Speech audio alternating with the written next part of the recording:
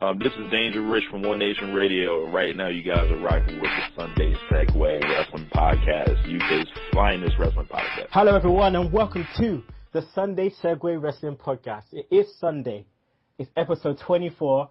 I am the man of the hour, too sweet to be sour, the one man, no Twitter fan, Mr. Kinny Killer. And you know, I'm always kicking it with my right-hand man, the hashtag tech guy himself, the gal them sugar, Sugs. Yo, yo, yo. And now, guys, we have a very special guest all the way from stateside, the sunny state of South Florida, One Nation Radio's own, Mr. Danger Rich. Danger Rich, what's going on? It's not Dusty Rhodes, not the Road Warriors. It is I, Danger Rich, from Tampa Bay area, Florida, the wrestling capital of the world. Glad to be on the show. Thanks for having me, guys. Hey, no problem, man. Like, you know, it's always a pleasure. It's always a pleasure. It's a bit early for you, isn't it? Oh yeah, it's like 6:16 a.m. right now. I set my alarm specifically so I wouldn't miss it. That's what you call dedication, innit, Shugs? That's dedication, mate. That's what wrestling's all about. You gotta be dedicated. Yeah. Right. There's so much of that shit on TV every week. You know that, innit? I have like 6 or 7 hours of television. It's like a job watching this. Literally. I started bypassing Smackdown. Leave that to Shugs. I can't even watch that. Yeah, Smackdown don't really move the storyline forward, so, you know. Yeah. You know you're dedicated when you watch SmackDown every week without fail. Right. Hey, I'm watching NXT every week without fail, bruv. You know what I mean? It's just... I enjoy it more than SmackDown. On NXT. Like, I'll probably say a couple months ago, but then I let my Hulu thing go. But apparently they brought it back now, so I have to hop back in. Apparently, you don't even have to have Hulu Plus. It's just on Hulu now, NXT. Right. Yeah. So you don't even have to pay to get it. We're lucky. We get it free over here, so it just comes on TV. So. Oh yeah, that's right. Yeah. So yeah, we got a good relationship with y'all over there. So yeah, it's all good. E2J, I don't know where E2J is. Again, I swear down, people, this is a running joke. E2J has gone AWOL, right? They haven't released his papers. I don't know what's going on.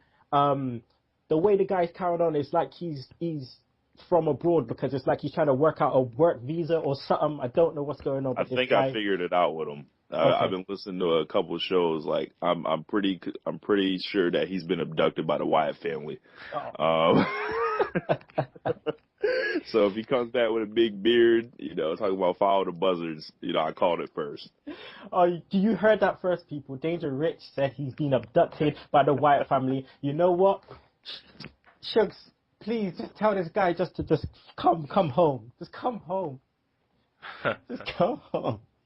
Oh my God. But yeah, what we're gonna do is it should be Beat the Clock today, which should be Shugs versus E2J. But I'm gonna ask my man Danger Rich if he wants to take E2J's place and go head to head with Shugs on Beat the Clock trivia. I'll definitely join that. Okay. Yeah, this means I got a chance to win because, you know, Rich is not in the clique. So I have a good chance of winning, because going up against Triple H and Big Sexy, then, you know, I was never going to win, really. Why you it's too early to be gangbanging, man. Stop it. Oh, God. Anywho, right.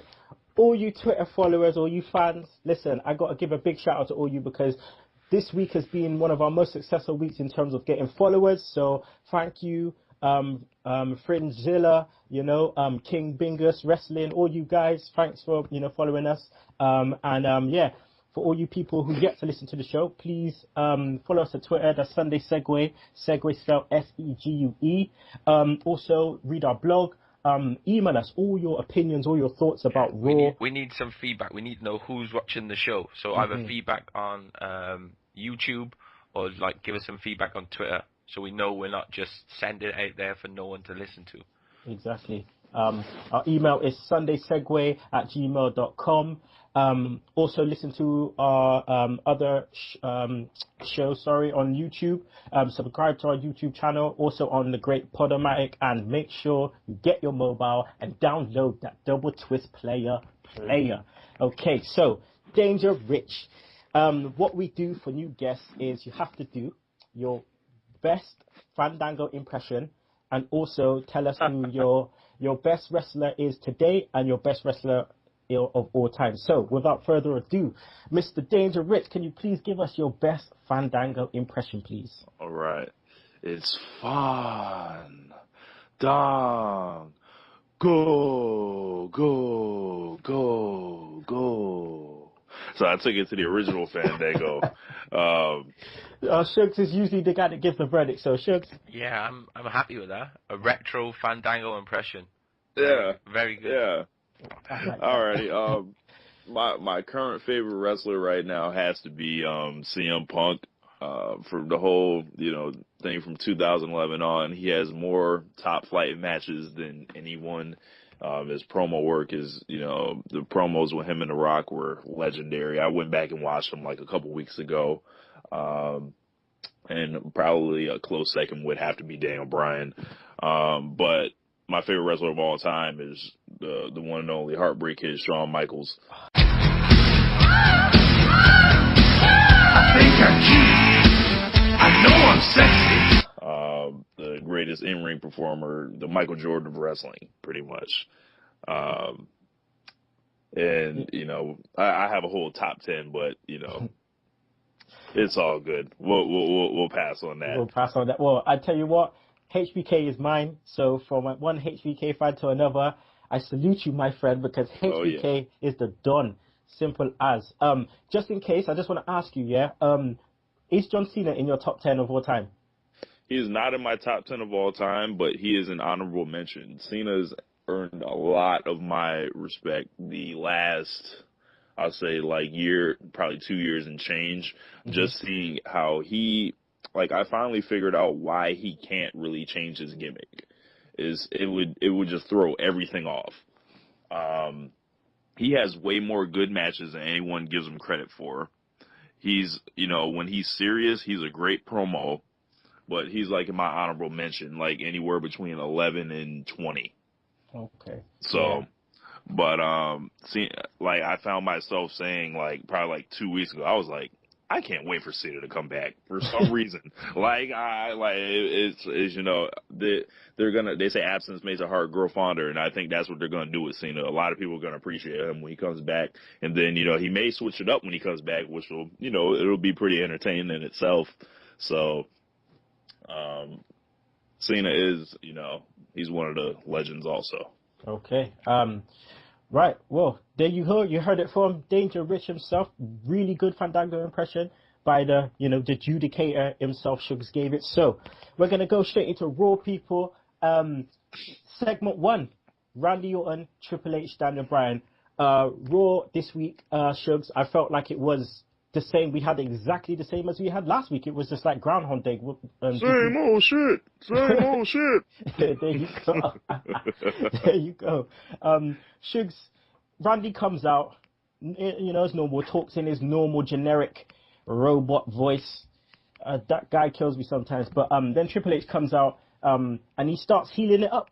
How do you feel, Shugs, about Triple H's heel role at the moment?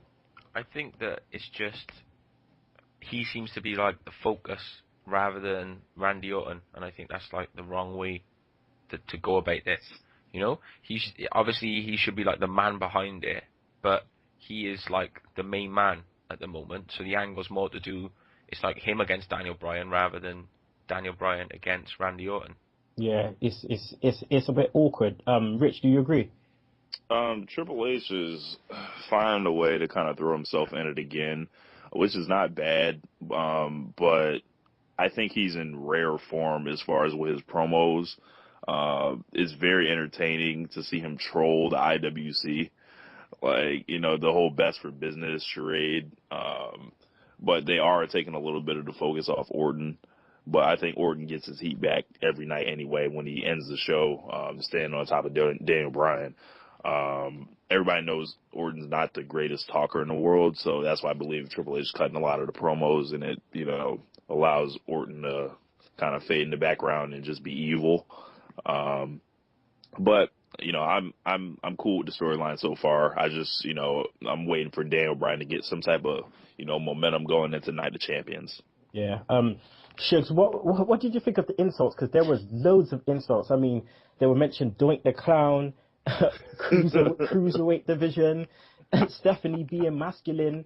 I know, because I know you like to rib a bit, Shug. So Yeah, like, you know, like I thought it was good, and especially like JBL was like, here comes the next cruiserweight champion. You know, I thought that was the best one out of the lot, because you know, I hear some people are like, if you listen to different podcasts, some people like JBL, some people don't, and some people like say he goes too much. But I think he's obviously replaced Michael Cole as like the heel announcer, and I think that he does a good job, like putting people over or just siding with the bad guys, or just siding with people like he does like and people he doesn't like. Mhm. You know, but yeah, I think, you know, the insults are like flying, and you know, like Rich said, the Triple H has got he was mentioning burying the other week, and you know, and then it's like John Cena when he went off TV, he was saying about the clean, beat me clean. So they're just filtering the language into the program, like very subtly. that's segment one for you guys. The next piece we're going to go to is a new segment that I brought in, and it's called the Segue View. Now, you know, the other week, Shugs was getting on me because I was missing out certain bits of the show, so I hold my hands up. So now we have created the Segue View, which will be looking at the backstage segments of Raw. Okay, so for the very first Segue View comes with Triple H, Orton, and Cody backstage. Guys, how important was this? You know, was this small segment in terms of building up the show?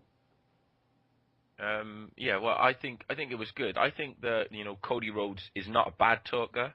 He never really got a gimmick. I thought when he had, you know, when he had his facial disfigurement, and when he was on the mic and he was doing his promos, he was really good, and with a back Yeah, end, same here. because he had a character to play. But now, you know, like John Cena is a character, although he just goes under his name. CM Punk is a character, but like Cody Rhodes, if you think like what is Cody Rhodes, he is nothing, and that's what he needs. He needs He is some, nothing. yeah, he needs some type of character, and he hasn't really got one, like, you know. Yeah, What is his thing? Like, what is Cody Rhodes' thing? What is his gimmick? What is, you know, if you were marketing him, what would you say that he does? Like, you know, he's it was the mustache. yeah, the mustache. Yeah. That's where it was, and the mustache is gone. You know. So, you know, but yeah, I think he's a better speaker than we give him credit for, but he needs something to base his character on. Yeah, he needs to own something. Yeah. Rich, I'm gonna holler at you. What do you think? I like it because it lays the groundwork for his eventual return. Anytime someone mentions Best for Business, it just gives me flashbacks of the early 2000s of seeing anybody disrespect Triple H, and you know Triple H he's on their ass after that. Orton just sitting there with the belt, kind of just looking like. And Orton looks high to me all the time for some reason, but He probably is. That's why. Cody and Cody gets a chance to play the fired up babyface, and the crowd ate him up on Monday. It was a cool backstage segment, set up the match real nice. I didn't expect it when I first saw them. I was like, oh, what's Cody Rhodes doing there? But I believe he's eventually going to come back around like Survivor Series or Hell in a Cell to help, the eventual uprising against them. Well, we'll get more into that a bit later. So we're going to go on to segment 2, which was the Fandango.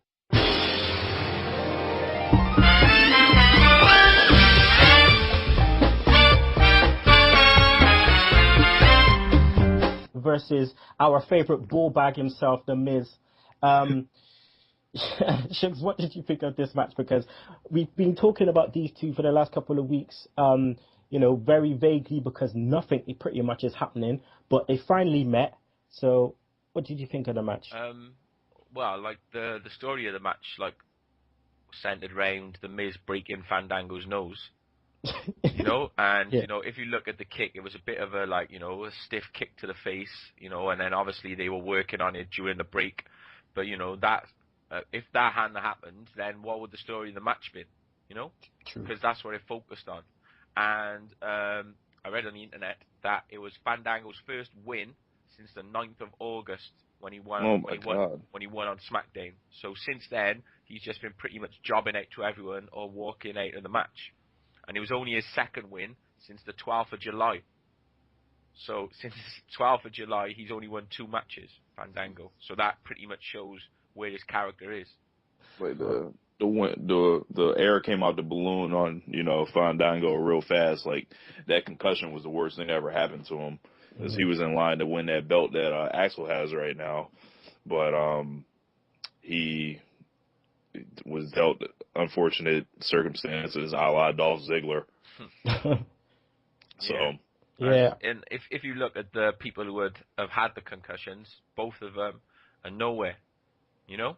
Because like Dolph had one, and like we were saying, Fandango's had one, and at the moment Christian has got one, and it's just that month you got to take out and like not compete seems to just like fuck you up. Unless you're like John Cena, or unless you're CM Punk or someone like that, you know. Yeah, CM Punk just rolled out of bed, you know, 5-star match with Jericho. Yeah. You know. Well, that's the thing. I mean, you look out there and you see what happens, like in terms of injuries when they happen to people at times of when they're getting pushes. And I mean, look at Wade Barrett, prime example. He was going to win the World Heavyweight title, and bam, he just got, you know, injured his hand. You could visibly see it when he injured it in the Battle Royal, how pissed he was, because he knew he was getting a push at that point. And then look where he is now. He's just nowhere. And it, you know, cutting Cody Rhodes' mustache off on the JBL and Cole show. and then trying to cut up Daniel Bryan, like, you know. I was gonna ask y'all about that, man. That's got to piss y'all off. That's kind of like you guys' guy from over in the UK. Is that the case? Listen, or? I'll be honest with you, bruv. Yeah,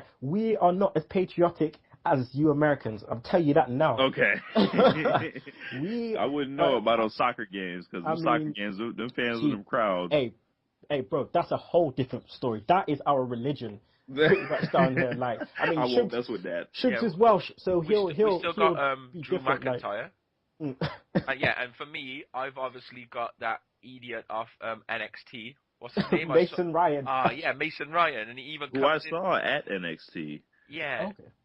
You know, NXT is right over in Tampa. If you guys ever watch Total Divas, you see that like little black stage. They hold shows there like probably like twice a month on Thursdays. Mason Ryan was in the opening match fighting some guy I've never seen before. I was like, oh my God. Fighting Enzo Amore.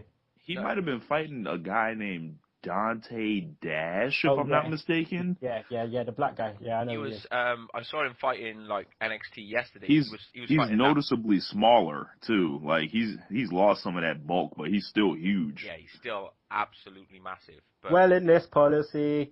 Yeah. Do you think he had a violation? I just think he wasn't good. Yeah, he was just green as a motherfucker. He was like Kermit shit when he was. Yeah. I think it was both. I think he was both. He's green in both sense. He was smoking. He's been getting better on NXT, but then he lost to that butcher guy they've got, the Bulgarian guy. Yeah, Alexander Rusev, who's been there for ages, but they've just been trying to find a gimmick for him. And now his gimmick is breaking pieces of wood on his knee with people's names on it. Yeah. Like, man. Yeah. Well, Hacksaw, they should bring back Hacksaw to fight him. Don't be disrespecting that wood like that. You know? Oh. Okay. Well, we're gonna go on to the next segue view, which was Booker T and Daniel Bryan backstage. I gotta admit, man, Booker T is my dude. Like, Booker T sometimes he just makes me laugh, man. What you talking about, sucker? Oh God. But all right, wait there. Let me just like, Booker T got fired like 3 weeks ago. So when you get fired, why is he turning up in his suit backstage and chatting to Daniel Bryan? Well, he's got fired, but he can just wander around any show, or he's just going to travel to wherever they were. Yeah, they never quite explained that. Yeah, if you're not in Texas, what the hell are you doing? What are you doing? It's not as if they were in his hometown and he was just like stopped by. He must be like traveling on the road, but he's sacked. So, you know. Man woke up and was like, wait a minute, this ain't Houston. Where am I at? I mean, I was going to ask you this, like, what's happening with Booker? Because I reckon maybe he starts a new Harlem Heat. He's the manager, you know. He brings in Xavier Woods and someone else as the new Harlem Heat. Could you see that happening? Could you see Booker being the manager, or could you just see him just some way they'll try and find a role for him? Because he's not an agent right now, is he? Tell me you didn't just say that. I think Booker T's going to end up as a part of this whole power struggle storyline, and he's going to be kind of rounding up the good guys because they need some type of authority figure if Vince doesn't turn. That'd be cool if they did that, manager thing, but I think he's too entertaining to fall that far down than that. But, go ahead, Suggs. Yeah, I think that just Booker, maybe he's going to come back. That's why I think he'll be coming back and like leading like the revolution, because they're bound to start fighting back against Triple H sooner or later. So obviously Vicky and Maddox are with Triple H. So then when you're going to need somebody who's going to be, standing up with like the good guys, really. Yeah. And why not Booker? Yeah, I like that because Booker could bring like a comedic side to it as well and a serious side. And everyone loves Booker T when he's riled up. The eyes go popping, and then you're just waiting for AKA Ron Simmons Farouk just to come in the background and just be like, damn, okay, well, that was better than my impression. Let's go into segment 3, which was Ziggler versus Ryback. The big guy. Now, Rich, over the last couple of weeks, we have just been loving Ryback and his character. But straight off the bat, Ambrose, he's just straight mugging Ziggler from the outset, just for no reason. Yes, he just whoops that man's ass like he just comes out of nowhere. Like, well, what are you doing, Ambrose? All right, fine. He's like, that's what you get for talking shit. Like, that's what happens. Apparently, that's for business. Shugs, was this a clear indication of a match between these two going to happen at Night of Champions? I still don't think we've had any confirmation of it, even after Smackdown, Mm-hmm. And this is another thing that we've talked about, where the pay-per-view is like next Sunday. So like, if you're buying it at the moment, what are you buying it to see? What match have they actually confirmed? So by now, the only thing they're selling the pay-per-view on is Rob Van Dam against Del Rio and Randy Orton against CM Punk. So that might be enough to sell the show to some people, but then where's all the other matches? I mean, Randy Orton against Bryan. Bryan. And then obviously we got CM Punk against Curtis Axel, which is not even for the Intercontinental title on Night of Champions. I think CM Punk would feel offended if the IC title to be honest as well. Like, he'd beat him for the belt and vacate the belt. Like, I don't want this. Yeah, we'll see a deactivation of the IC title once again.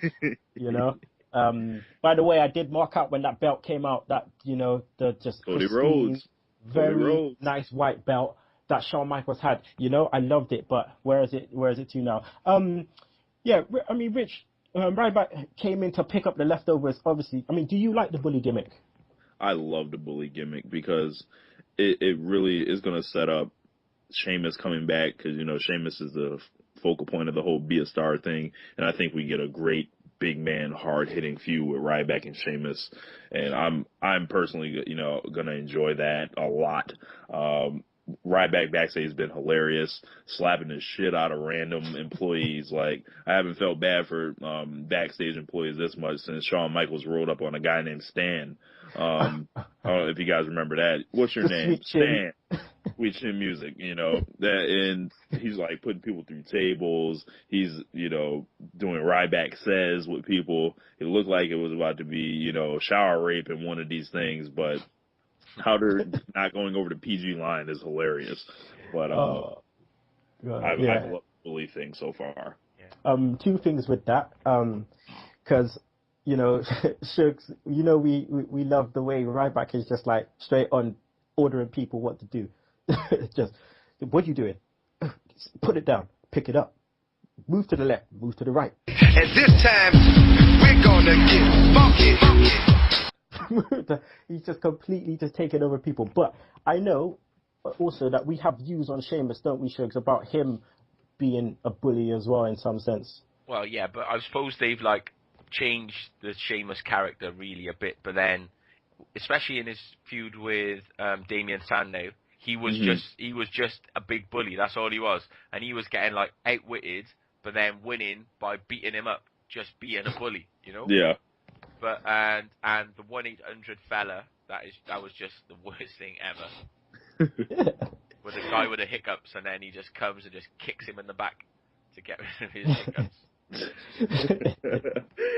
Because you gotta keep the PG thing in mind. Like, they had to do something to like kind of entertain. Like, that's pretty much what it's for.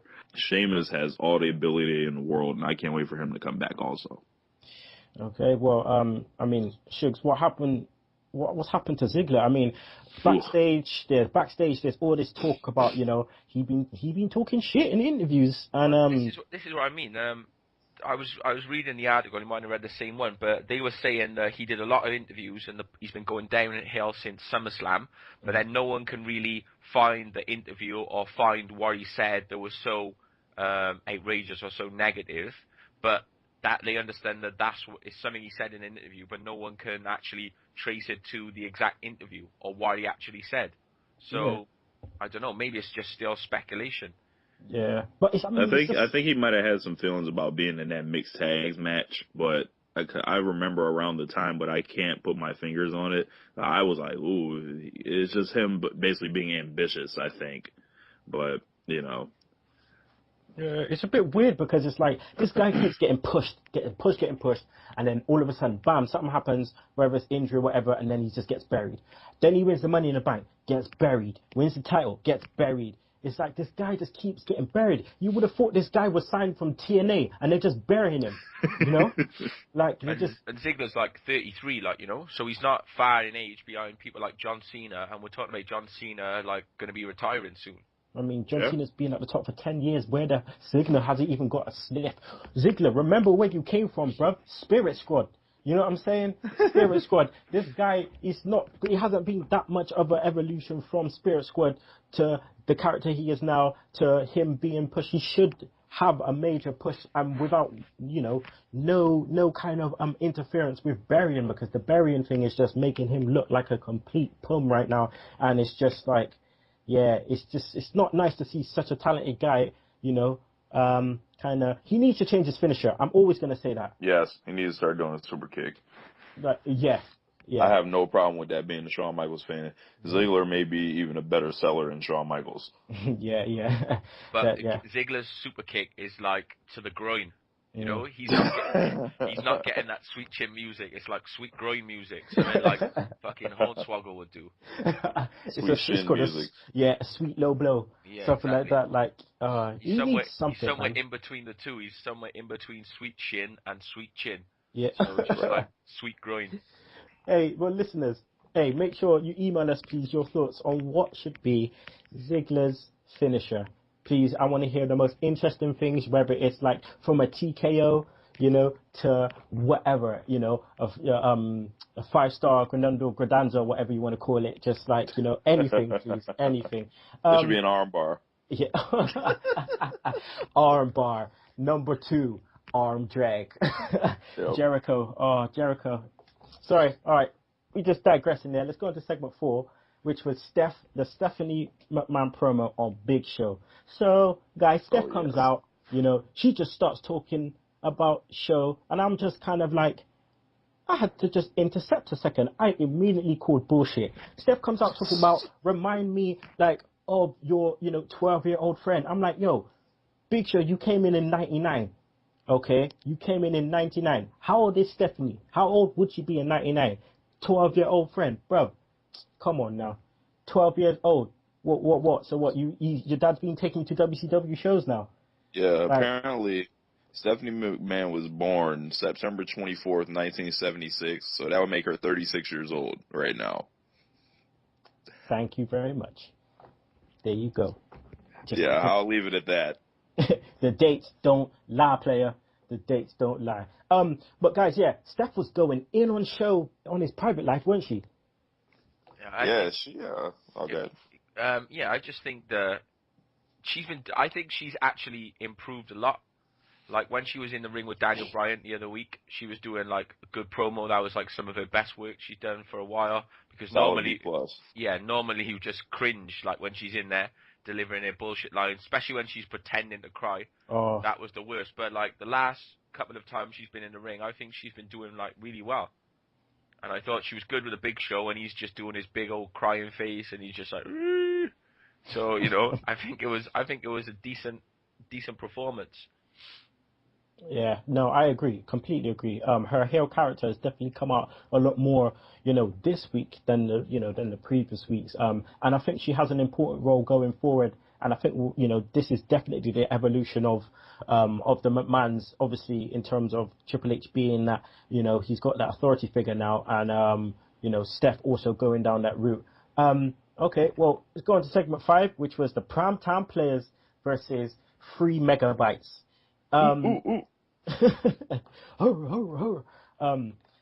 Another win for the primetime players, guys. The crowd looked behind them, didn't they, Rich? Yes, the last 3 weeks, ever since Darren Young has come out the closet, they've loved, primetime players have been, looking pretty good. Young has a solid, in-ring style, and I've always liked Titus O'Neil just because him looking like a powerhouse, and it was the right move to turn them face because they've been acting like faces anyway. Like, if you guys, I don't know if you guys ever listened to Titus O'Neil cut promos, but he's absolutely hilarious. I always thought Darren Young was kind of like the other guy, but Young's pretty good in the ring, so they balance each other out. But they were going up against the greatest group in WWE history, 3MB, and I was kind of unsure. No, I'm just kidding. but it's just a simple throwaway match just to keep primetime players' momentum going. I have no problem with that. I'm always going to say this every week. Still no Pancake Patterson, but Shugs, do you think this moves, to a push for, the primetime players for a title shot?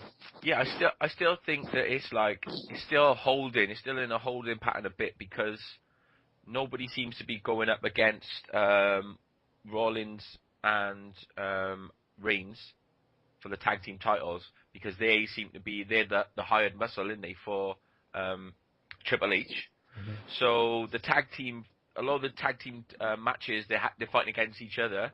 So we see Usos against the Real Americans, and then we see the primetime players against the Real Americans. We haven't seen primetime players against Usos yet. And then you got 3MB who everyone just beats. And then we obviously got Los Matadores who are coming up. Terrible. Ole. Ole. And but it's just is anyone going to actually go up against the Shield? Well, that was the problem with putting the belts on the Shield. Everybody thought it was a good idea at the time, but eventually they have to lose them to the right people. You don't want, I don't know. I don't see any of these groups as strong like that. They had a perfect opportunity to drop it to the Usos, yeah. I thought. But they kind of were like, nah, for some reason. But this shit ain't happening now. It's just a bit awkward at the moment. But I wouldn't be surprised if I saw primetime players against Rollins and Reigns on the kickoff. Yep. Next week. I definitely wouldn't be surprised. It seems like Ziggler's going into a program with Ambrose just for this pay-per-view. So, and then it might build up into a Survivor Series kind of 5-on-5 corporate versus, good guys kind of thing where, the Shield are involved. It'll be nice to see a nice classic Survivor Series match. So, yeah, that'll be interesting. Shugs, speaking of Los Matadores, bro, we got to learn that hand clap shit. Yeah, it looks quite good, doesn't it? It reminds me of the Three Amigos, the movie with Steve Martin. So yeah, I think it'll be good, but it's just interesting, because they keep promoting this bull as well, as if there's going to be 3 characters coming up.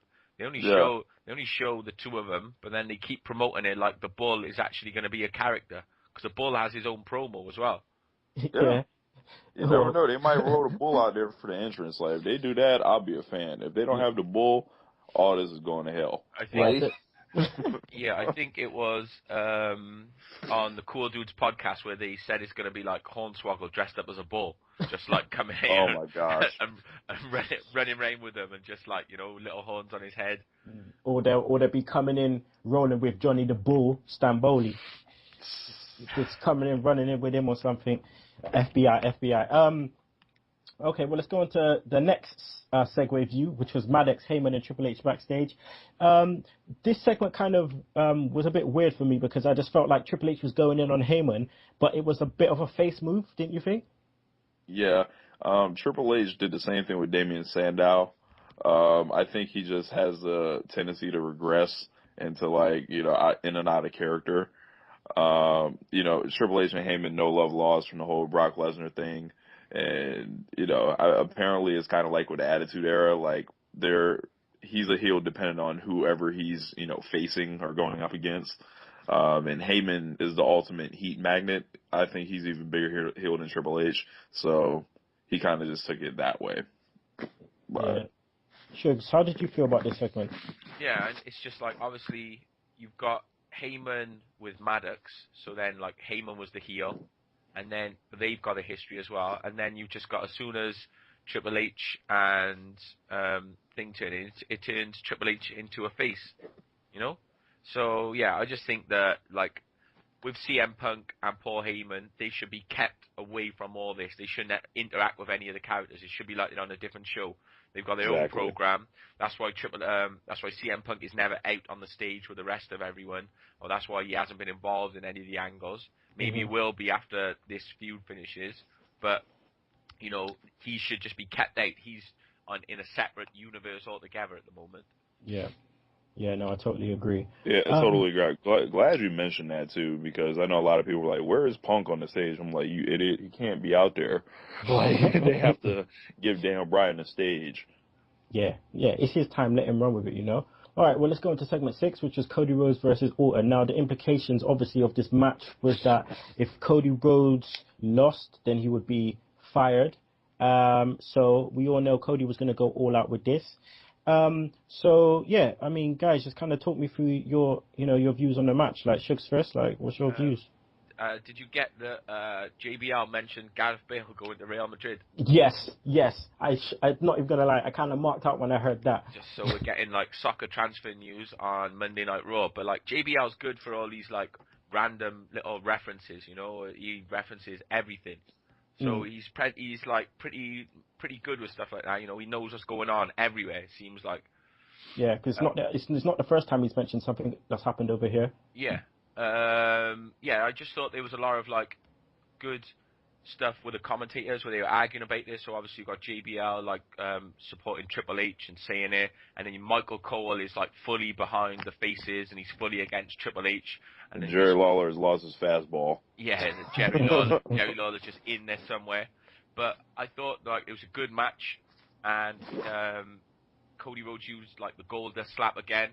And it's just the crowd always mark out when he does that. He just does the slide and the slap to the face, like disaster click, and it was like a really like close 2 count, and the crossroads as well. And then when he hit the crossroads, I thought, he's gonna win, But then obviously Orton just uses like the heel tactics and like gets the RKO.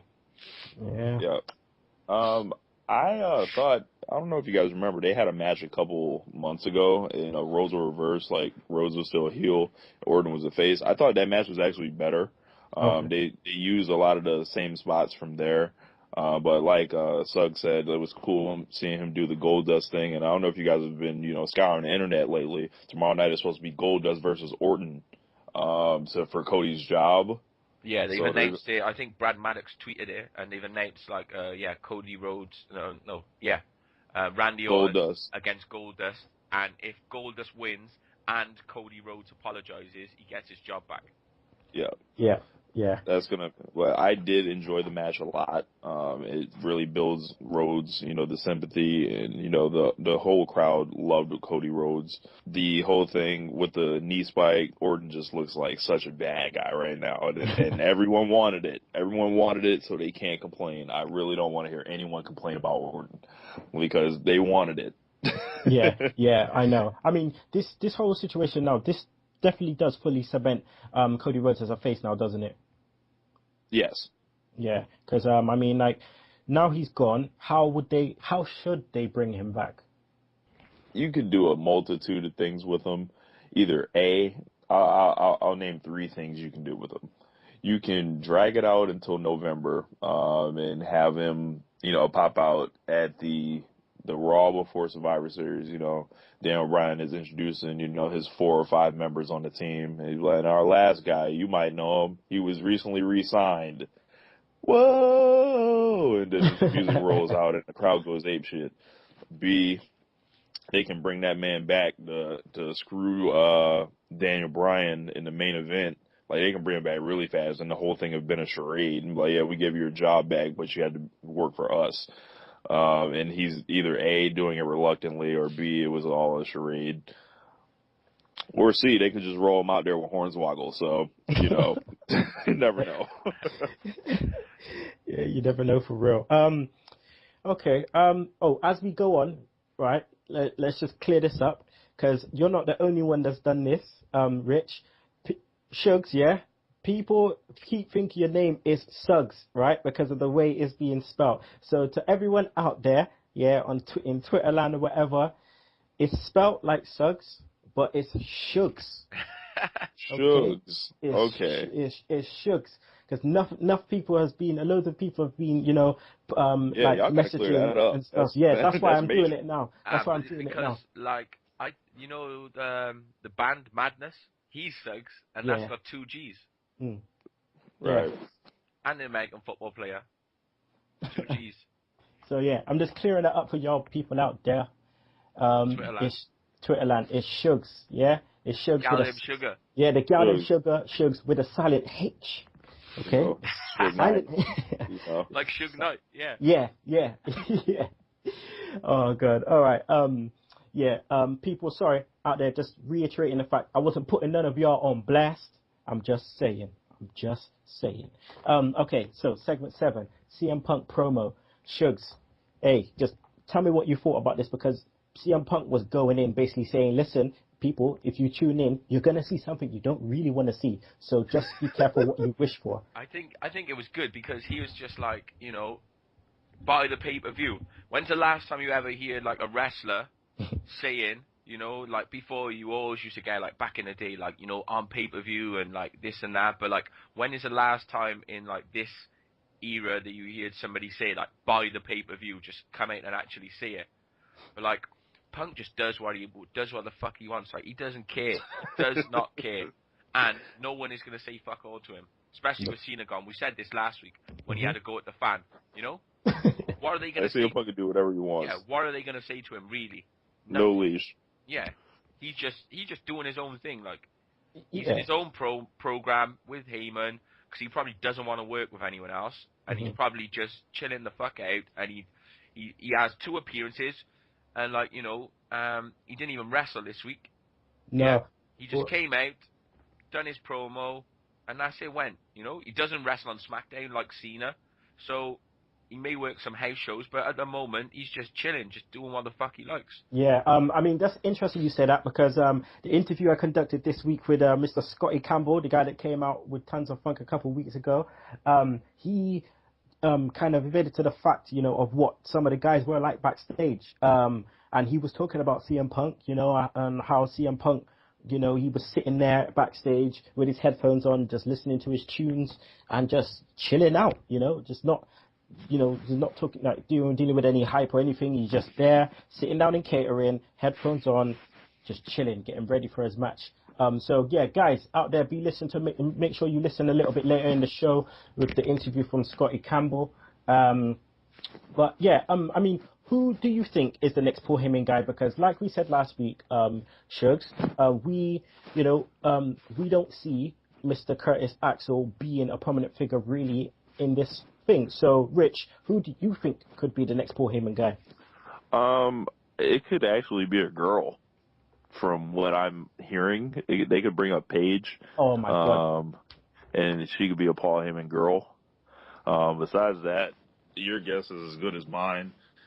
I really don't, know who that could be, but I just would rather see him bring Lesnar back. Yeah, we said Beaky Langston.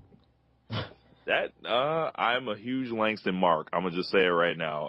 Love everything about Langston. But him and Heyman would be a little odd, because I think Langston is talented enough on his own. Like, he doesn't need someone to talk for him on the mic. But If I had to say one guy, it's got to be Barrett, right? See, that's what I'm saying, man. That's what It's I'm got to be saying. Barrett. But no one ain't gonna take that seriously because his ass has been buried for the last 3-4 months. Yeah, he has. Then they're gonna have to go to NXT. Then, like, maybe they can bring up Leo Kruger. I don't know. Leo Kruger. But Did you see NXT Paul just Heyman, gone? whoever he. Sorry? Rich, you still there? Not terrible in the ring. He's just lame. That's his only thing. He's lame. Yeah, Shugs, you still there? I'm still there. Okay, cool. Just making sure because it kind of cut out there a bit. Yeah, I mean, I wouldn't be surprised if you brought up Leo Kruger either. I forgot completely about him. I mean, NXT Cassius just got. Yeah, I don't think they're swerving us with this Cassius owner. Like me and Kinney said last week, maybe it's a swerve and they're just taking him off TV and he's going to come back with Paul Heyman. But it seems like there's too much heat and there's too much like noise coming out of that situation for it to be a swerve. Yeah, it came up again on the dirt sheets. It came up again. Again this week. Yeah, Leo Kruger, he's making me laugh at the moment. Just when NXT just gone, he's just a little side segment. He's just laughing to himself, just just laughing to himself, and he's just got Xavier Woods just holding his neck on the floor, just like he's like Woody, he's just laughing to himself. This guy is just making me laugh, man. But yeah, it wouldn't surprise me if they brought up someone from NXT and give someone a shot. But yeah, as I always say, we're just gonna have to wait and see. All right, so let's go on to segment 8, which was Naomi versus Brie Bella versus Natalya. This match was a bit of a mess. But the weirdest thing for me, all right, I don't know if you guys agree, but it's like AJ took her fast self and ran in the ring with 3 women and got her ass bust up. I was like, listen, that's the same as like me just walking up to the Bloods and Crips and telling them they ain't shit, and me walking out looking like Swiss cheese. Like my ass would be shot up after that. She went in there, tried to talk to you, and got dealt with by 3 women. It looked like a high school beatdown. Literally. I mean, both you guys, I know Shugs you only watched, one episode of Total Divas. So Rich, have you been watching Total Divas? I've watched every single one. I am a total Divas mark. That's what I'm talking about, player. I'm the same. Shugs, have you watched any more yet? Nah, I ain't got time for that shit, man. I got too much Scandal to watch, man. Oh my gosh! See, when these girls start coming like Kerry Washington, then I'm gonna bitch. But until then, they can just pump their brakes. Listen, we've been talking about. You know what? I might need to make a little segment for Scandal because we've been talking about this so much for the last couple of weeks, and I'm telling you now, Kerry Washington is hard. She is hard because the way she's carrying on. And you know what, Shugs? I'm calling you up because I told you about Scandal the other week, and all of a sudden you've gone and raced how many episodes ahead of me? I'm there. I'm coming up to the end of season 2, mate, and then season 3 starting in like 20 days. I'm ready. Listen, I might have to get into that. I just watched Orange is the New Black. That was my little show. I busted that whole series down in 2 days. So yeah, I'm all about like, you got like a primetime show and like she's the lead character holding it down for the sisters, doing her thing. Sisters.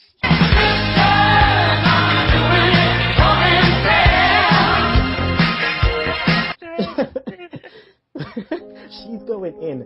She's going in hard. Scandal, I definitely rep that. But yeah, Shugs, you bastard, you could go. This guy he was on like 4 episodes of episode 1, and then all of a sudden now this guy's on the end of season 2, and I'm on like episode 5 in season 2. Nah, straight hating. I don't care. Straight hating. Don't hate me. Appreciate. But like I always say to my missus, Shonda Rhimes, what you gonna do now? Because this woman is going in first with Grey's Anatomy and now with Scandal. She's counting her peas, mate. That's what she's doing. Counting her money. She's like sitting on a big load of money. Yeah, that's what I'm saying. You go do your thing, girl. Okay. Yeah. So you guys watch Total Divas. I'm a Total Divas mark. I love it. Vincent. Rich, what's your views on Vincent, man? Vincent, I think Vince McMahon need to hurry up and sign that man. If it's not clear to y'all, I think he's trying to get a job at WWE because he's absolutely hilarious. He's the comic relief. He's like Jersey Shore. He has that huge hook nose. Kind of looks like Triple H's old nose from the 90s. Oh, gosh. I was kind of shocked, like seeing him and Ariane together. It just like looks funny. Like Yeah. eventually she's gonna get tired of him. My favorite diva is Naomi by far. I feel like she doesn't get as much credit as some of the other divas, but she's athletically the best. Definitely. And she's got them buns, for lack of a better word. I'd really like to see either Naomi or Natalya walk away with the belt. But is anyone else tired of seeing Brie Bella in every match doing that same headlock? Yeah. Or is it just me? No, it's not just you. I mean, Okay. Shugs will tell you, it's a piss break for him. Yeah, I don't watch it. I just skip forward, and then if something happens, I might have to like rewind. So like I had to skip through the match and then obviously rewind for the beatdown. But even that, even the beatdown was shit. They were just like pulling hair and like just kicking each other, and there was way too much hair pulling going on. Yeah, there's weave all over the place. Jeez. Okay, well, let's just move away from the divas and just move on to segment 9, which was Sandow versus RVD. And I'm definitely going to bust this question. So why is WWE Money in the Bank ethos for the world title is to bury the guy who is holding it? It's just, yeah. You want to take this one first, Shugs? Yeah. I'm just saying, do you know the last time Damien Sandow won a match? I'm sure you'll tell me. 24th of July. Oh, raw. And in TV, that's a long time. Mm-hmm. Wow. So he just keeps losing. He's keep losing. But he doesn't even look like winning. When he first won the belt, the Money in the Bank briefcase, he was, he's in the feud with Cody Rhodes, but he was getting a few cheap wins, and he might have won, and Cody Rhodes is costing him the defeats. But now he's just losing. Straight losing, he's not even being costed any matches or. Like he lost to R-Truth on main event. I'm a huge R-Truth fan, but damn. Yeah, I know. So I just Sandow's so good, and he's not even getting really any promo time or anything like that anymore. He's just there. So his world title run better be good. It better be the fucking bomb. Otherwise, this bullshit is. If I'll take this if. When he wins, when he cashes in, he's fucking, they shoot him to the stars, Yeah. He's like the biggest heel in the company, and he's just going over on people with heel tactics and doing promos every week. I'll take that, but is that going to happen? Well, I know. Is that going to happen? Cody Rhodes comes back as face. He's a big face. Sandow cashes in the Money in the Bank on RVD. He's a big heel. Then we have a big Cody Rhodes Sandow feud over the world title. That's fine. I like that. And this is what I was going to come to, I was going to ask, is RVD, he's on a roll. Is he got any chance of winning the belt? Because Sandow has to cash it in against a face. Well, this is where obviously they pushed for us to think, he's got to cash it in against a face. So does that mean RVD takes the belt? Why not? Rich? I don't think RVD takes the belt. Of all I know, I think Del Rio is undefeated on pay-per-view this year, if I'm not mistaken. And I don't think it's going to end here. RVD is going to take that Jericho role where he's making guys look good, and Del Rio really doesn't need help looking good. As boring as they say, people try to say Del Rio is, he's a great wrestler. Great. Absolutely elite. But I don't see RVD winning because there's just not enough. I don't think he has enough heat. I'm not a huge Christian fan, but I would have probably bet on Christian winning the belt before RVD winning the belt. Yeah, that's the thing, because I was saying about Christian being in the Jericho role, because everyone seems to have good matches with Christian as well, and he's putting people over, and he had those really good matches with Del Rio, even though it was the same match every week. So when you see it on a Monday and a Friday, and then a Monday and a Friday, and then on a Sunday at the pay-per-view, you get a bit of fed up with it. And then you see it the next night as well. So you lose at the pay-per-view and you have the same match the next night. But a swerve is in play though. That they could bring something they haven't really mentioned is Del Rio's money. He could just as easily buy Ricardo Rodriguez's services again, have him, he'll take that T-shirt off and there's a bow tie and suit underneath it. Yeah. And he's like, I got you, but I don't think they're that forward thinking.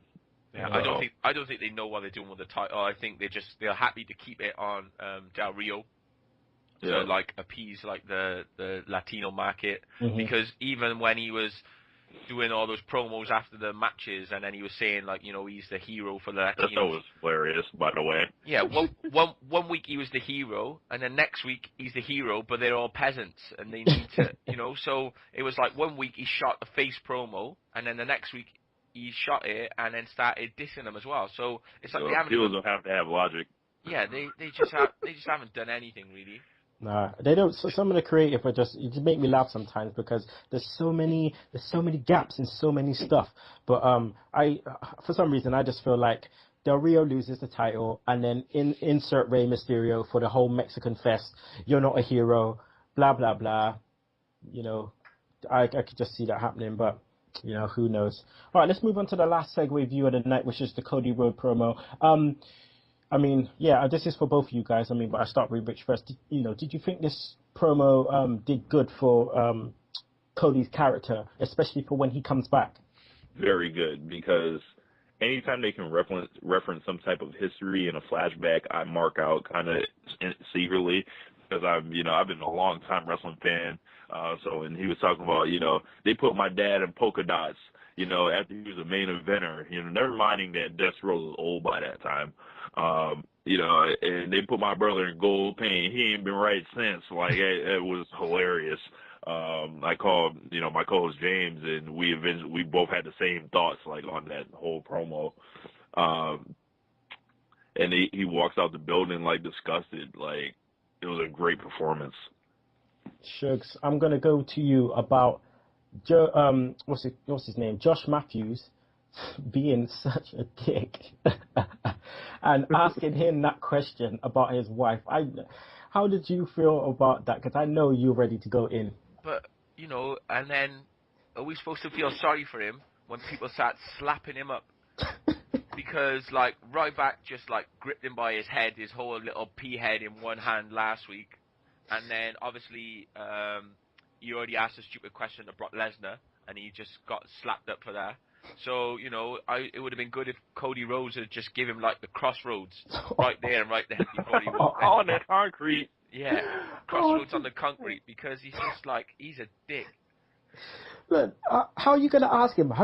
You've just been fired. Have you got anything to say to your wife on national TV?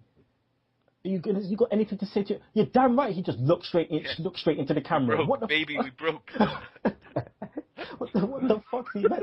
Yeah, we about to be broke. Broke. What the fuck?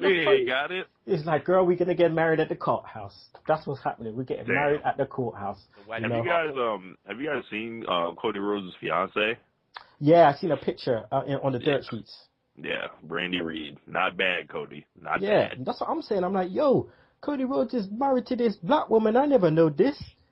Yeah. I'm like, yo. He had to bring some good home, because his brother somehow pulled Terry Runnels. So Hey, but obviously going for the chocolate ladies, going for our the ladies. I know Sapphire, polka dots. Yeah, running in the family. She was in development, wasn't she? Yeah, for a bit, and then I don't know what happened, but hats off to you, Cody. Doing your thing. Okay, so last segment 10, Bryan versus Big Show. Now, Big Show been crying a bit too much. It was good, but it was just a bit like, yo, dude, why are you crying so much? Like, you're crying like you and Bryan are like bosom buddies. Because he's broke.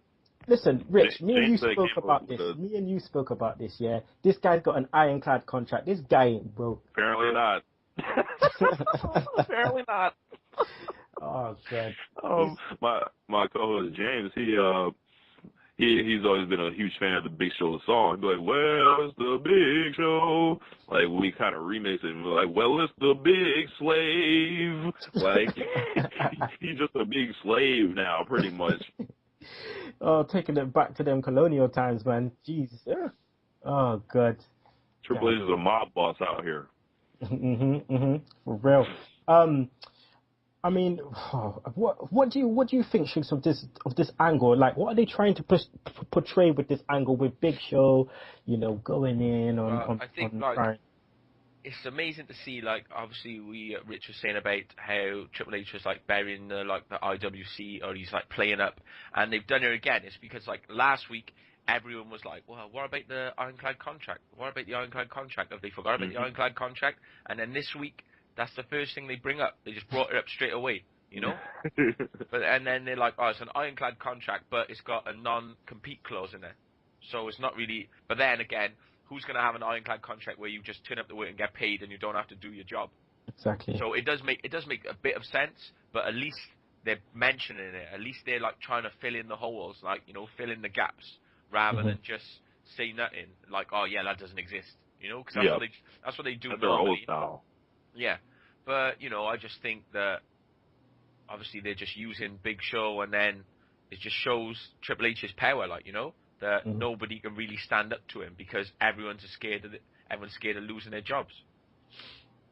Okay, well, finally, will this lead to a revolt? Because obviously they all can't get fired.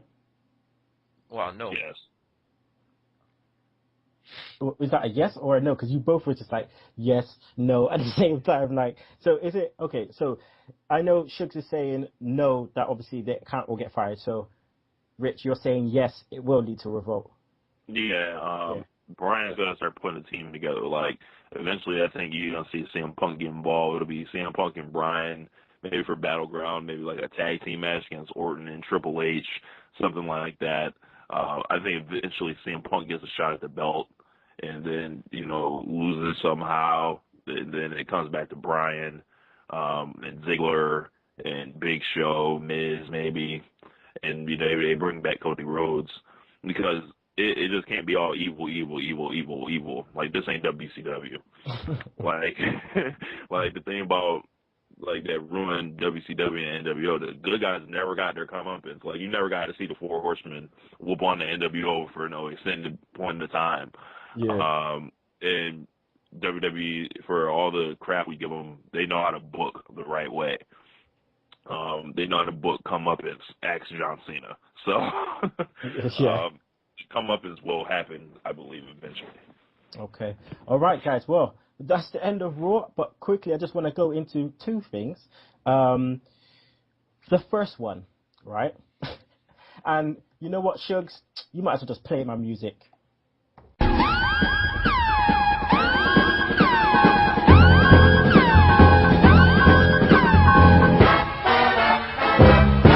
Right. This is going to Cole and JBL. You guys, you really talked about twerking. You really talked about you two twerking. You lot were twerking backstage. Do you know what twerking is? Have you seen what people have been doing? And you're telling me you two were twerking backstage. I don't really think you understand what you guys are saying that you've been doing backstage, because that is something I really don't want to know. That is something I really don't even want to see. So please exit that from your JBL and Cole show, because if there's going to be some twerking on there from you two, just Lord no, I ain't going to see you watching that. They need to shut the show down. Shut it down. Shut it down. Okay, other thing, Edge is back tomorrow. So what part do you reckon he has to play, guys? Yeah, I think that he'll just be, talking about the situation, and then maybe he's going to have like a confrontation with Triple H. And then somebody's going to have to, step in and, save Edge.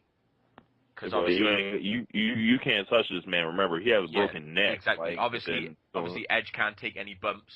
So, maybe, the Shield will come out and Edge will be there, and then somebody else is going to have to come out and step in for him. It can't be Christian, because obviously he's got a concussion. So maybe, D. Bryan, comes in and, size of Edge, something like that. Yeah. Yeah, I mean, I think you're right. That might just happen. I'm actually looking forward, because I really, I miss Edge. I'm not going to lie. I miss Edge. And it was a shame that he had to retire when he did. But, yeah, I'm looking forward to seeing him tomorrow. Okay, so that was the end of Raw. And now I want to get your Raw rating. So, Shugs, out of 10, please? Yeah, I think obviously we were saying it was just like same as last week. It's just like a rehash of last week's show. So probably about 6, maybe 6.5. Nothing special, nothing too terrible. Mm-hmm. Okay. Rich, your raw rating, please. 4 out of 10. Just kidding. Oh. Just kidding. You asked me for out of 10, so I had to, hit you with the Bret Hart. But I'd probably say a 7 out of 10. The Punk thing was pretty good. Like, just when you thought, what else can he say? He does surprise you again. Rhodes and Orton was a good match. The Ziggler Ryback thing was okay. I always like seeing Booker T. And the whole firing thing and the whole, Stephanie McMahon, you're broke Big Show, and Giants die early. She was taking it pretty far. Yeah, man. I don't want to give it a A, so I'll give it a 7 out of 10. Okay. All right, that's cool. Okay, so now, guys, we are going in to SmackDown in 60 seconds. So roll with it, Shugs.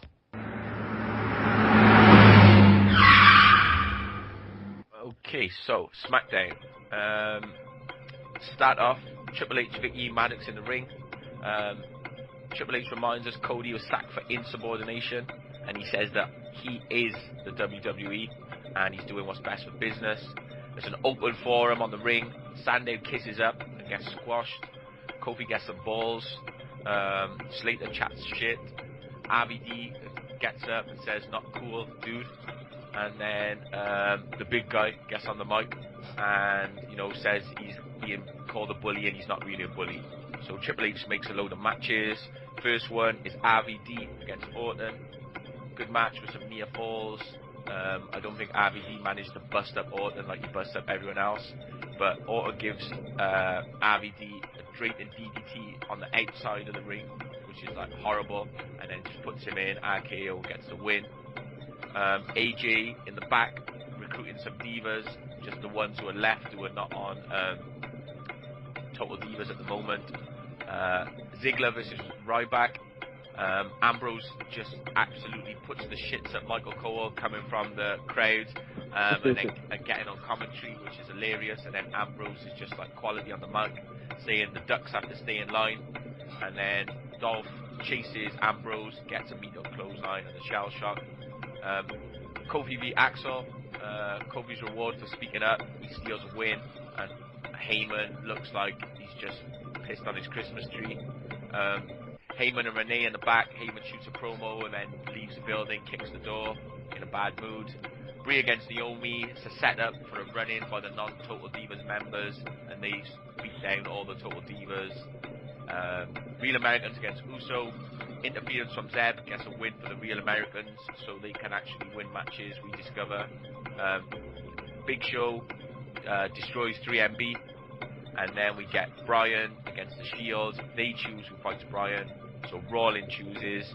Another classic between these two, seem like perfect opponents, and Bryan gets a flying win, then runs up, celebrating, and hits behind Orton. So Orton stands over Bryan, fade to black. Fade to black. Alright, guys, well, now you're going to be hit by the best segment of all time, because you're about to get stunned with Sugs Stunners.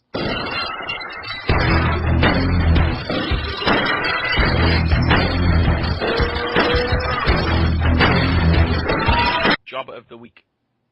It's going to have to be Damien Sandow, because Fandango won a match, and I can't say 3MB because all they ever do is job. So it's going to be Damien Sandow, seeing as he won the Money in the Bank briefcase, and then he hasn't won a match since the 24th of July.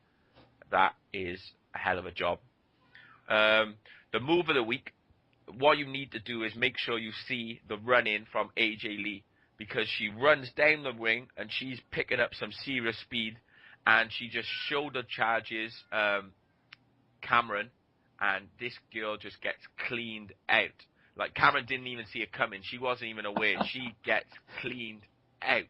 And it's crazy because AJ's like 35 pounds. Oh, mate, she's 35 pounds, but like she's traveling at some speed, so she must at least double her weight with the speed of the impact. And Cameron does not see it coming, and she gets knocked the fuck out. But my move of the week has to be the draping DDT from the ring onto the mat outside.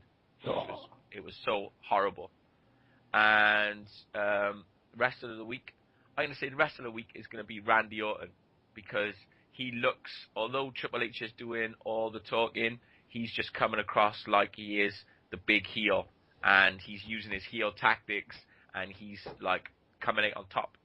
He's wrestling twice a week. Yeah, wrestling twice a week, and he's being a heel. You know, in the ring he's changed his style up. Although he still does the same spots. He's wrestling like a heel. You know, he's like taking the beatings, but then he seems to get the win. So, you know, do your thing, Randy. Do your thing, Randy. Randy the Viper. Coiled that tail and man got stung. There you go. Okay, well, right about now, people, we would just like you to listen to this great interview. Sorry about the audio, is a little bit sketchy from my side, but nevertheless, Mr. Scottie Campbell, you gave a really good interview, so please, here we go, interview with Scottie Campbell. Hello everyone, and welcome to the Sunday Segue Wrestling Podcast. It is I, the one-man no Twitter fan, Kinny Killer, and we have a special guest here, an interview with the man himself, the man who came out on Raw, Monday Night Raw, with tons of funk. It's the man, Scottie Campbell. How are you doing, Scottie? Doing well, Kenny. How are you today? I am very happy to have you here on the show. Thank you for the opportunity to interview you, and especially for our listeners. I just want to get straight into it. We saw you on Raw a couple of weeks ago out with tons of fun, and we just kind of wanted to find out, first off, how did the opportunity come about for you to be on Raw? I found out that CharityBuzz.com was hosting WWE's Superstars for Hurricane Sandy relief auction. And that auction, of course, was for hurricane relief in the northeastern United States, and that tragedy and caused havoc there. So there were several auctions related to the WWE, but I decided to bid on the one that was specifically the opportunity to dance to the ring with tons of funk. And part of my inspiration, number one, being able to help people. Number two, as a lifelong fan, it gave me an opportunity to carry on the tradition of people like the American Dream Dusty Rhodes. That would get in the ring and dance on television. It was a whole lot of fun, and got to meet a very large portion of the roster as I was in WWE Monday Night Raw catering and backstage for about 6 hours total. Wow, that must have been amazing. How did that feel? Well, it was a dream come true, Kenny. It's something I've thought so many times in my life, how would it feel to be in the gorilla position with Vince McMahon? They stay at the top of the ramp before they come out, and I have now been there. And Triple H was there. Referee Scott Armstrong was in the room. Let's see. My producer agent for the evening was Mike Rotunda. You may remember him as IRS, of course. Yeah. So we had a great time. I am no dancer. I could Penny, which you could see that. But I tried to make the most of the moment. If I had my choice, I would go out there and cut a promo in a Paul Heyman-esque fashion. And that would be amazing. To be able to do a promo like Paul Heyman, tell you what, that would be a sight for sore. That would be amazing.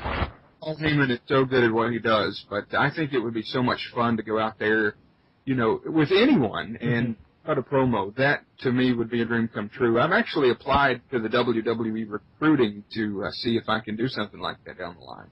Okay. And how has that been for you so far? Well, I've had some dialogue, but I don't know if anything will materialize.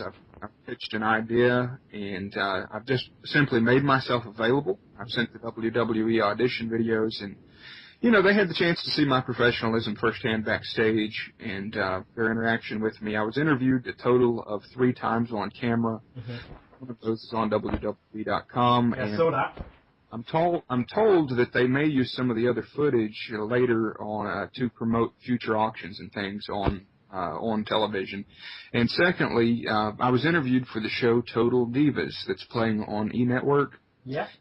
And I don't know if the footage will air, but they filmed a segment with me on June 24th, so I'm hoping that makes the TV cut. But I don't know. There's an awful lot of drama with those girls. Oh, tell me about it. But you might be shown, and that will be, not only amazing for you, but that'll be, amazing for the rest of the viewers just to believe that, that an everyday guy could make it onto Monday Night Raw, not only on Monday Night Raw on Primetime Network TV. So let's just go back to Raw, Scotty. On that night, you go out, you're going out, you're in the gorilla position with Mike Rotunda, and you're about to go out. The nerves is going. How did they direct you? Did they, give you any specific directions? Well, Triple H asked me if I could dance, and I basically snickered at that and said that in the words of J.R. Jim Ross, good old J.R., I'm going to maximize my minutes. So I tried to be as animated, have as much fun as I could. From the Tons of Funk crew, Sweet Tea, Tensai, Matt Bloom, he actually choreographs the dances, more or less, and he helped me get my groove on and gave me some suggestions, and Rhodes tossed in a few suggestions as well. I think the Funkadactyls wanted us to do some more rehearsals, but we actually only did one rehearsal before I went on television. Yeah. So we hammered a few moves out in Gorilla. We did one practice entrance to the ring with music and the whole setup before the arena was open to the ticket holders, and almost every member of the roster saw that. I remember Cody Rhodes had a smile on his face, and Road Dogg, Bryan James, he was outside of the ring and started clapping his hands and kind of, having a good time with it. But even, when you go back and watch the footage from me having the chance to be on Monday Night Raw, it sounded like Michael Cole, Jerry the King Lawler, and JBL had a blast on commentary. Yeah, they did. They literally sounded like they were having a great time with it. So I think that's fun. I love the entertainment factor here. Yeah, I mean, with you going out there, I think it was a good opportunity for the commentators to be able to just, say what they see, and it was just you just an everyday guy coming out, and dancing your heart out, like, this is a one in a lifetime opportunity, and they never buried you, they could have, and they didn't, they were very nice. Yes, so that's something I thought about extensively. I wondered what they would say. I had no idea what they were going to say, but I certainly handled it with 100% professionalism. And Kenny, as a big guy, let me tell you, they have some of the best pork chops in the world in selection. Of course, it's non-alcoholic, as the entire company seems to be PG, right? Yeah. Nearly every member of the roster was in catering. I had the chance to sit at a table and talk with Mark Henry. Oh, yeah. The Miz, Hornswoggle, Jerry the King Lawler, Kurt Axel, Alicia Fox, Roman Reigns from The Shield, and throughout the course of the time there. It was a lot of fun. And, you hear so many things, Kenny, about John Cena. So many mixed opinions about him, some boos, some cheers. That was the second time that I had a chance to talk to Cena. He approached me, and the man is 100% professional. Yeah. That's interesting that you say that about John Cena, because most of the listeners know that I have a love-hate relationship with John Cena, the character. Now, John Cena, the man, I have a massive respect for, 100% respect for, because the guy works day in, day out for most of the year, doing the stuff with Make-A-Wish. And as we saw recently, he had this massive golf ball on his elbow, and he went out and wrestled 25 minutes with Daniel Bryan, so I have mad respect for him. My only problem is, his character style. But I mean, carry on. Talk a bit more about John Cena, the man. Well, we were in the gorilla position together as well. John Cena had just cut his promo for the night on Monday Night Raw and came back he walked back up the ramp, and he congratulated me on winning the auction and thanked me for making my contribution and basically told me to have fun. And then once I went out to the ring, I got in the ring and I thought, wow, I'm really here. This is an incredible feeling. Thank you, God. And then I went backstage again once the performance was over, and Cena thanked me again and talked to me a little bit. So, he didn't have to take the time to do that. Quite frankly, there are some people on the roster that did not, choose to interact with me. Now, I didn't approach them typically. I let them come up to me because that was the policy. But Cena, he took it upon himself to talk to me. I'm one that doesn't necessarily reach out to people. Those guys are at work, Kenny. Everybody there is at their job. Yeah. So I don't want to kind of walk up to them and just, hey, Be like a proper mark, you don't want to come off too starstruck. Here you go. And frankly, I'm not one that really gets starstruck, thankfully. But I guess if anyone would ever get me starstruck, it would be Mr. Vince McMahon, because I've watched him for so many years. I had a chance to meet him back in '07, and also saw him at backstage at Raw. But it's amazing what the company's done, and I'm glad they're successful. Yeah, so am I. I've been watching wrestling for a very, very long time, Scotty, and being able to do a podcast is one thing. Being able to interview someone that's been on Raw is another thing. And right now, I think we're pretty much living parts of, we're both living parts of our dreams. I think my ultimate dream would be to actually go to America and go to WrestleMania or something. But right now, and we're taking every day as it comes. And right now, we're interviewing you, Scotty. So yeah, and it's a pleasure, to be honest. Just another quick question. How much did it cost for you to win the auction? Well, first let me say, Kenny, I hope that you do get to make it over here. WrestleMania 30 is just around the corner. It's going to be a lot of fun, I would say, in New Orleans. But in terms of the dollar amount, I'm not able to divulge that, unfortunately. Okay. The charity auction website had a list price of $10,000, and the amount paid was significantly less than that. Okay. And I'm glad I was able to do it. I know that there were some other auctions, and I'm curious to see what develops on television related to this. I know one person was able to pitch their own storyline idea, and someone else was going to be able to appear on the show. So, oh, wow. I had some observations right quick, though. I know that CM Punk is very popular with a lot of people today. Mm-hmm. And I found it fascinating, back in the catering area, that he was actually wearing headphones. So, I guess he was listening to music, and I don't think that's necessarily out of character for him, but essentially what we see on TV is what we see backstage. Yeah. So many of those people just being themselves with the volume turned up when they're on TV. I saw Kane backstage. He had on glasses, and he had lots of long hair. I think I would have recognized him on the street. I really don't. Wow. Yeah. So who most disappointed you when you was there? When you went and you met all the people and stuff, who really disappointed you the most? I would have to say Alberto Del Rio. He is an incredible in-ring performer. He is a fantastic heel. And he was essentially a heel to me. And, was he staying in character? Was he kayfabing? What's the situation here? Yeah. I'm not sure, but as a former elected member of the Tennessee House of Representatives, I don't appreciate his attitude. You heard it here first, people. Alberto Del Rio. Heel or no heel? He put a photo on me in my face, and he just does not seem like a happy person. I hope that, I hope he drops the title pretty soon. I think it's been its course. Mm-hmm. I'm glad to see that Ricardo Rodriguez has moved over to the RVD team. Indeed. Maybe, Kenny, the next time you see me, just maybe, I'll be up there telling Alberto Del Rio how it is. Well, if you can, please make sure you get that soundbite and send it to me, because that would be amazing to put out on the show. What has happened since you've been on Raw? Have you done any more interviews? Have you been and met some other people, some other famous people? What's happened?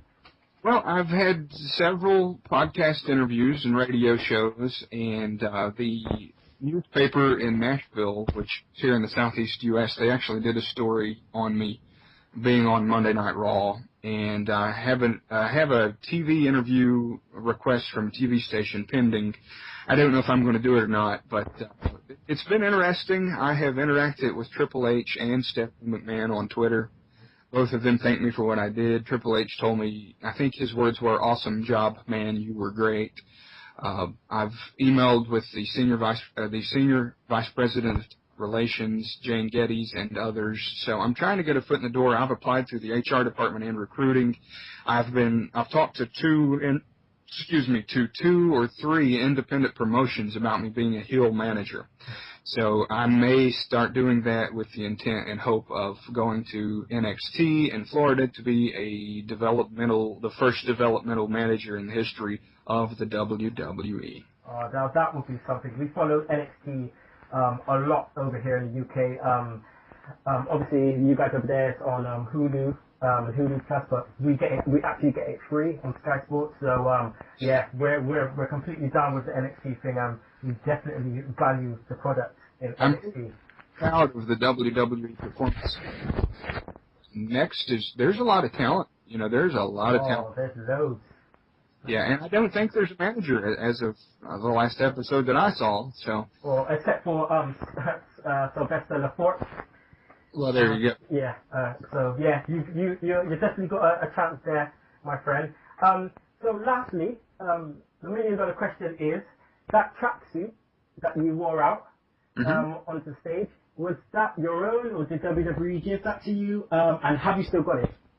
Well, interesting thing is, I showed up in business casual attire, dress shirt and dress pants, because that's what the WWE said to do. I thought about having a suit made similar to that one, but I was afraid they wouldn't let me wear it. So Triple H saw me on the ramp, and he's like, "Scotty, man, what are you going to wear tonight?" And I'm like, "Well, this is what I brought. I didn't know if I could have something or not." And he was like, "Hey, guys, get Scotty an outfit made." So Triple H personally had WWE staff. They have seamstresses on site at Raw. He had someone go buy the tracksuit, and then those seamstresses put the pinstripes and my initials SC on the front of the pants and the tracksuit.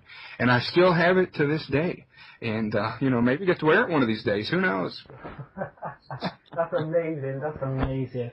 Scotty, is there anything that you want to say to the Sunday Segue listeners and the UK fans out there? Well, I just want to say thank you for taking the time to listen to Kenny and the show. And I just want everybody to know that I am a very humble person that is thankful and grateful to have had the opportunity to appear on WWE Monday Night Raw.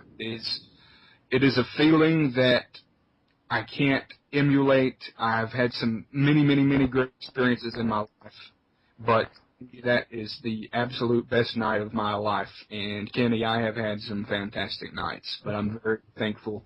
And WWE was good to me, and I won't ever forget that. Even if I never get to stand there again, I've been there, and I will, essentially live the rest of my life knowing that I had that moment, and I'm thankful for it. Well, we're proud of you, so well done for that. You showed that, just an everyday person can make it onto WWE in some capacity. So I'd like to thank you, Scotty, for giving us the opportunity to interview you. You've definitely now become a friend of the Sunday Segue Wrestling Podcast, and, hopefully we keep in touch, and hopefully we get to speak to you soon. And, just thank you very much, and take care. God bless. Thank you so much. Okay, Scotty? Uh-huh. All right. Can you just do me a favor as well? Can you just give us a quick voice note just saying you're listening to the Sunday Segue. This is Scotty Campbell. You're listening to the Sunday Segue podcast every Sunday. Something like that. Just sure. Yeah. Sure. When you're ready. Okay. Hey, this is Scottie Campbell, one-night manager of Tons of Funk on WWE Monday Night Raw, and you are listening to the Sunday Segue. Wicked. That's perfect. Thank you very much for this opportunity, my friend. Just please keep in touch. We would probably like to get you on the show again as a special guest. Maybe one of our prediction shows. I'll keep in touch. And, I'd love to do that. Thank you so much. Have a good day. All right, you too. Thank you very much. Right. Okay, guys. Got to thank Scotty Campbell for that interview. We will be talking to him again soon. And hopefully we can get him on the show as a guest. So now it is time for Beat the Clock Trivia, people. That's right. It's a Galdem Sugar Shugs versus Danger Rich. So let me explain the rules again, so Shugs can't cry and say that the click has been taken over. All right, you have a minute. Rich, you got a minute. You have 10 questions. You can pass a question and then move on to the next question. Once all the questions have gone, once you've gone through all the questions, we will go back to the question that you passed. And you have a minute to do so, okay? Right. The person with the most right answers after a minute will win. So You both get a minute each. So I don't know, Shugs, you pretty much get to choose who goes first. I'll go first. You'll go first. Have you just got a bank of questions, or have you got questions you're directing for each people? I got a bank of questions, but they're all similar. Yeah, because when I did mine, I had like specific questions for each side. I tried to get similar questions for each side. Yeah, so I do that. I do the same. I do exactly the same. All right, cool. So, Shugs, let me just wait for the timer to set, and it'll be all good to go. Okay, so, Shugs, here we go. Where in England is Wade Barrett from? Preston. Correct. You smell like a winner! Name the 2 people who won the Royal Rumble from the #1 spot. Shawn Michaels and Rey Mysterio. No. Shit. One more. Pass. You're embarrassing yourself, you geriatric fuck! All right. What is the actual real name of the Ultimate Warrior? No idea. Jim something? Mm-hmm. Jim Warrior. No. Alright, pass. You have failed me for the last time, Admiral. Okay. What is the location of WrestleMania 30? Nope. MetLife Stadium. Yeah. St. Louis. Nope. Where the hurricane was. Hurricane Katrina. Man, you get all these easy ones. Pass. The worst has happened! I'm covered in human feces! Name 3 people HBK beat to win the IC title. Jericho. No. Edge. Oh, No. This is too old. The Rock. No. And it's all over. Fuck's sake. It's all over. Man, you are one pathetic loser. It's all over. Did I pick up some of the ones he missed? We'll go through it after, Rich. Right. But yeah. Did I get 1? You got 1. Fuck. You got 1, and that's the lowest you've ever got. So, geez. The pressure's on. The pressure is on. The pressure is on. Okay, so here we go, Danger Rich. Here we go. Right, so let me just wait for the timer. Okay, and here we go. Where in England is Paige from? Pass. Are you mental? Who has the record for the longest time in the Royal Rumble? Ric Flair. Nope. Rey Mysterio. Yep. Winner, chicken dinner! What is the real name of Animal of Legion of Doom? Mike. No, that's not Mike Hexton. It's Laurinaitis. Something Laurinaitis. Mm-hmm. What? I don't pass. What are you looking at, butthead? I don't know. Okay. What was the location of this year's SummerSlam? Los Angeles, Staples Yep. Center. When you step the fuck back before I bitch slap your fucking hiney. Name 3 teams managed by Bobby Heenan. What's the name? Brain Busters. Yep, that's 1. King Haku, Andre the Giant. Yep, that's 2. One more. The Time's running, my friend. tripping on that one. Don't know that one. Pass. You're always the stupid it is. You take lessons. I took lessons. All right. What do Papa Shango, Kama Mustafa, and the Godfather have in common? They're all the same guy. Yeah. Behold the glory that is me. And that's it. It's all over. It's all over. Danger Rich has taken it down. He's debuted on the show, and he is taking it down. Okay. Cool. Yeah. Rich, how do you feel about the beat the clock and the fact that you won? Oh, I like that. I actually would have liked having Sugar's questions because all those ones I knew.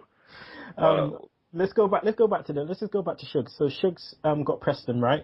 Whereas Wade Barrett from. Name 2 people who won the Royal Rumble from #1 spot. It was HBK and Chris Benoit. Yeah. What is the actual real name of Ultimate Warrior? Jim Hellwig or Yeah. Warrior.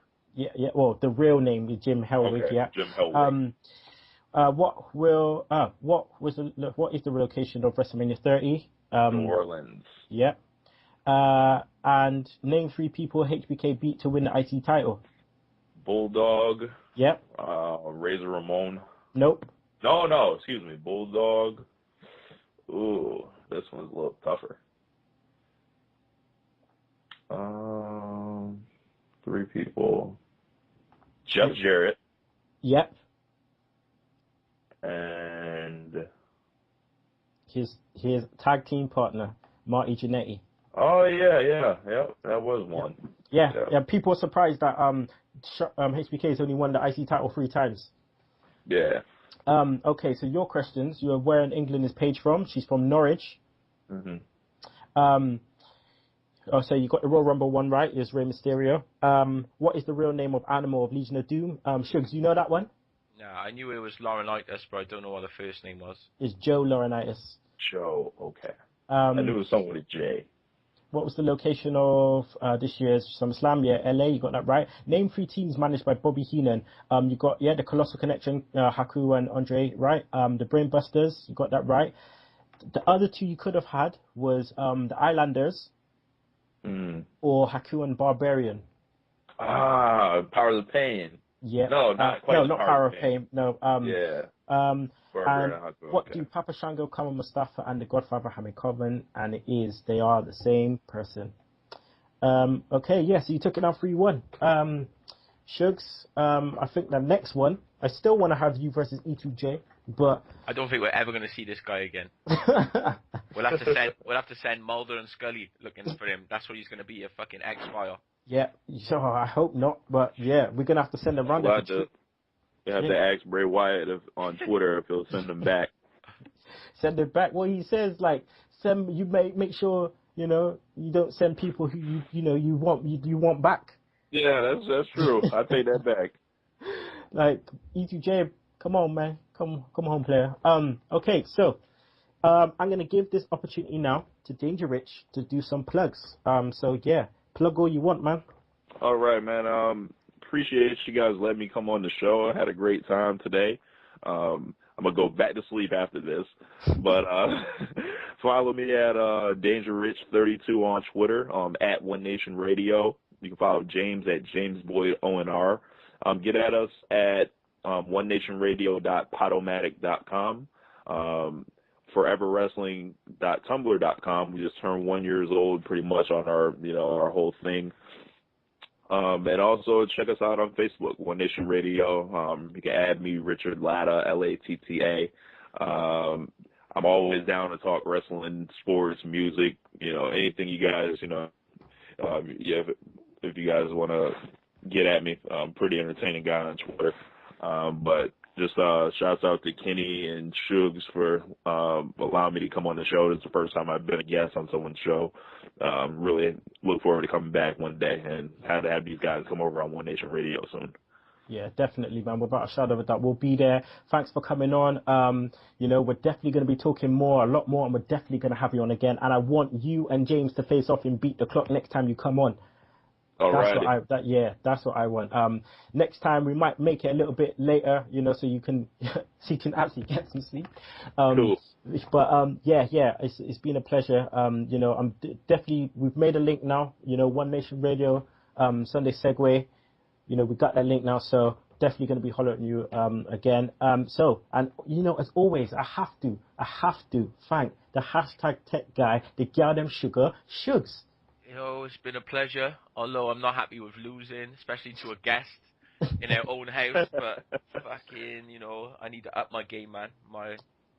I think it was that 1 pint of beer I had last night.